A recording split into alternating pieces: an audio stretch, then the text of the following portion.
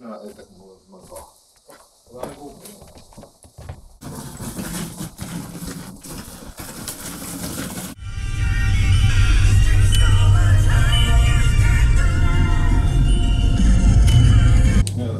Viime hetken painon pudotusta tästä tai painon vetoa. Hyvä, että tultiin just tähän propellin kohdalle.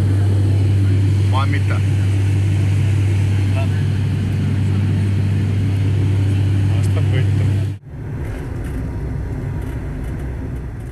Niin, se on lauantai-päivä. Meillä on täällä Riikonen ottelee tänä päivänä vasemmalla kädellä ja me Niskasen kanssa odotellaan huomista oikeinkään vääntöä. Eilen oli punnitus. Mulla oli 85,75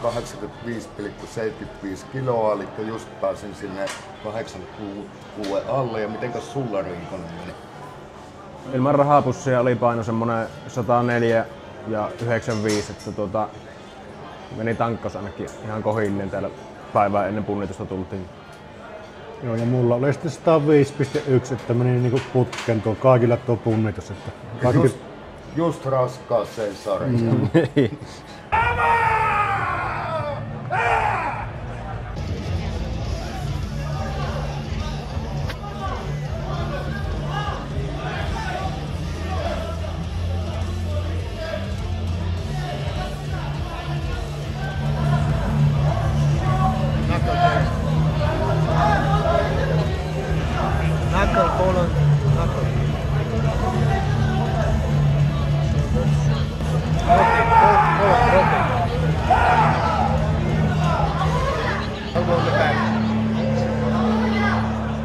Go!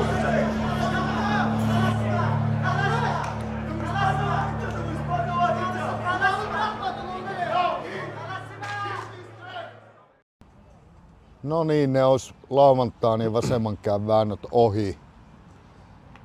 2 tappiota ja suoraan ulos. Mitkä fiilikset? oikeastaan ei tunnu niinku silleen missään, että jonkunhan se on oltava viimeinen. Et sinä ollut viimeinen? Enkö?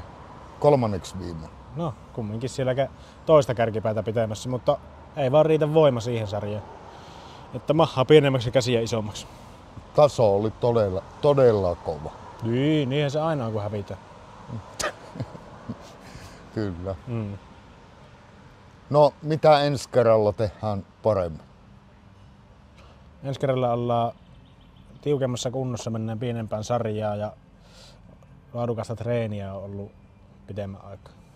Ja huomenna otetaan mitalle. Yritetään ainakin parempaan suoritukseen kuin tänne. Kyllä. Nähdään huomenna. Yeah, finger, yeah. No, last.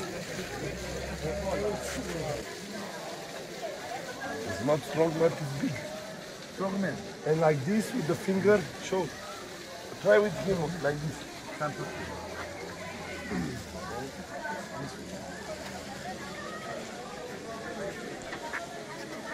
Another hand. Back. Oh, vamos. No! You look this one. No.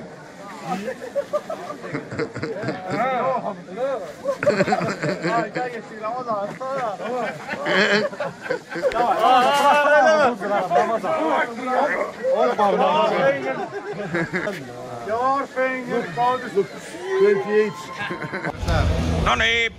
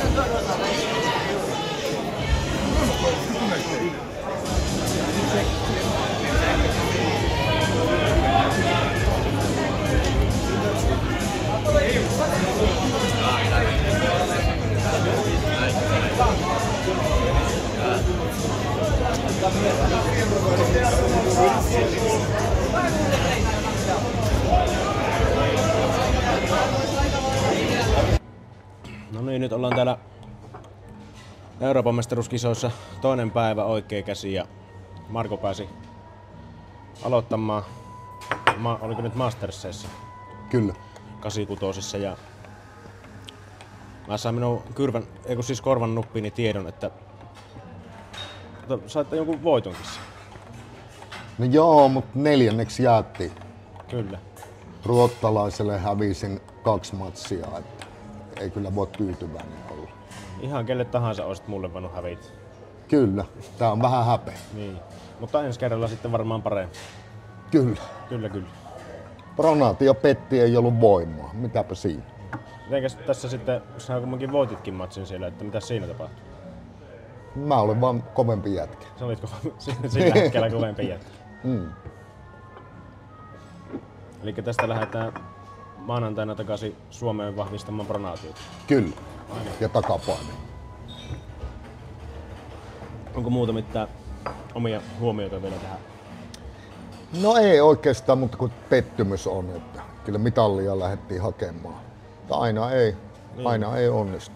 Ei, mutta kumminkin ei 4. ja se ei ole mikään kaikista huono. Se ei ole viimeinen. Niin.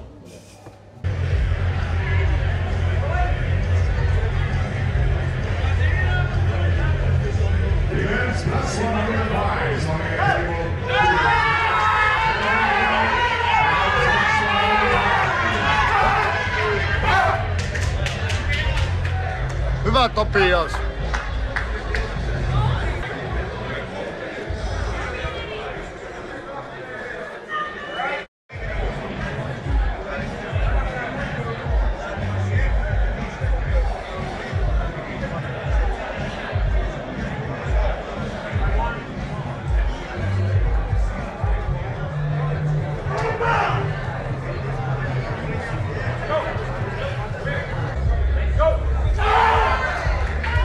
Hyvä Henkka!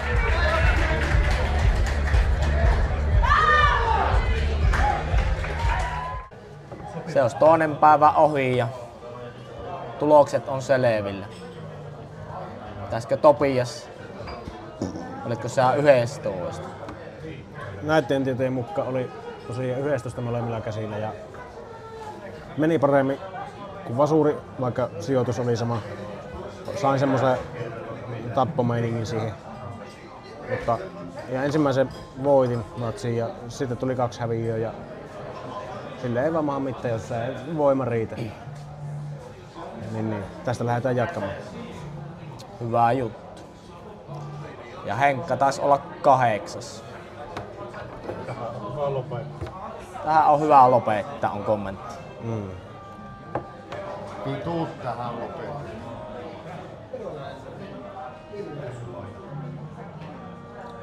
Mitä mieltä Mara on tästä? Täällä olet ollut vähän niin kuin meidän perään kahtomassa. Niin. No minä olen tässä vähän huoltokautta valmennustoiminnassa ollut, niin kyllähän se raskainta on tässä hommassa. Helpompaa olisi Viänellä olla. Täällä on yhdenlaiset vintiet. Vintiet ja vaikka minkälaiset menossa. Itse pahin kameran takana. Mutta katsotaan. Pistäkää valmentajan syyksi ja valmentajan vaihto ja ensi vuonna kovemmalla rähinällä.